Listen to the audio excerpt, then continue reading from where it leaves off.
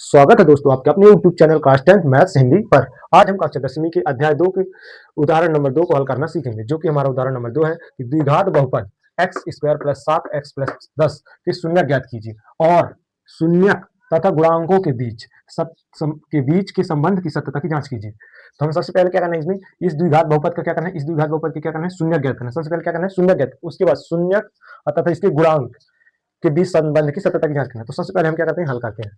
क्या करते हैं, हल। अपना बहुपद क्या है, बहुपद को कैसे लिखते हैं, पी। अब एक्स वाले चर हैं तो अपना इधर एक्स लिख देंगे। पी एक्स बराबर क्या लिख सकते हैं, x square plus 7x plus 10। इसका क्या करना है अपने को, शून्य ज्ञात करना। शून्य ज्ञात करने के लिए क्या करना पड़ेगा, बहुपद का गुणनखंड करना पड़ता है। क्या करना पड़ेगा, अभाज्य गुणनखंड विधि से इसका शून्य ज्ञात करेंगे।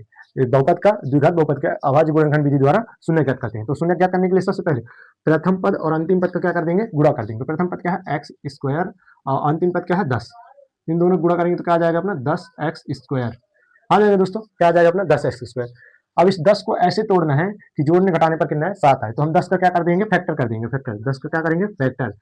तो 2 पंचे 10, 5 एकम 5। ठीक दोस्तों, अब जब फैक्टर किया तो क्या है, 2 और 5। तो अपने इसको 2 और गुणित 5 करेंगे तो क्या हो जाएगा, 10।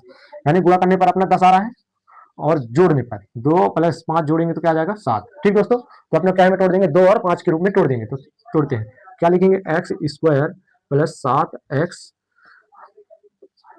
इधर लिख लेते हैं, रुक जाना दोस्त। इसको क्या में तोड़ेंगे, 2 और 5 के रूप में तोड़ेंगे। तो क्या लिखेंगे, x square plus 2x plus 5x plus 10, ये इस रूप में तोड़ेंगे। 2x और 5x जोड़ेंगे तो कितना हो जाएगा, 7x।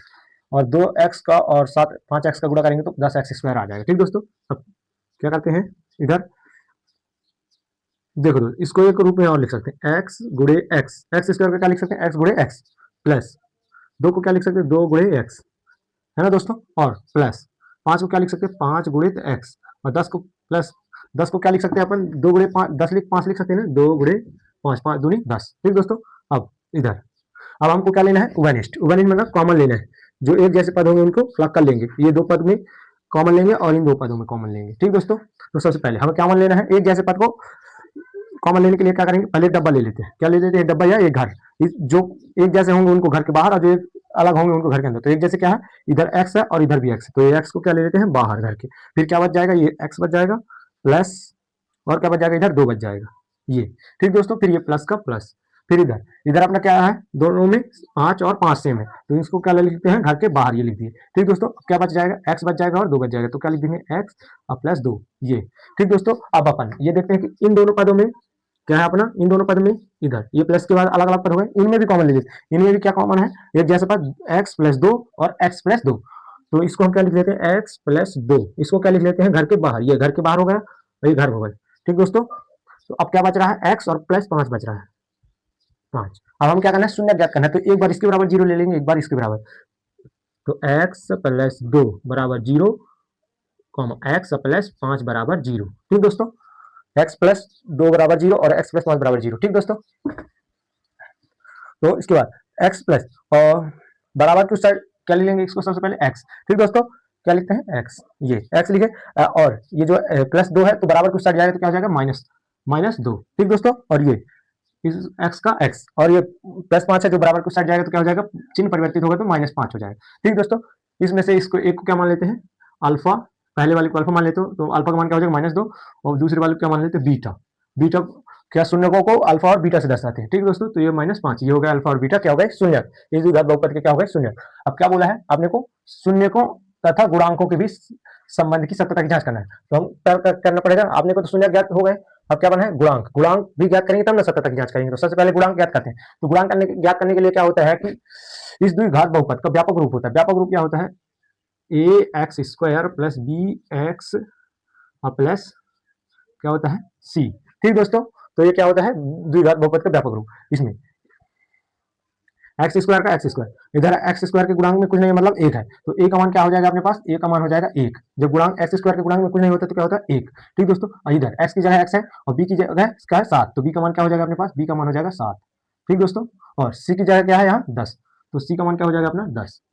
ये हो गया सी। ये आ गए अपने गुणांक, क्या हो गए, गुणांक।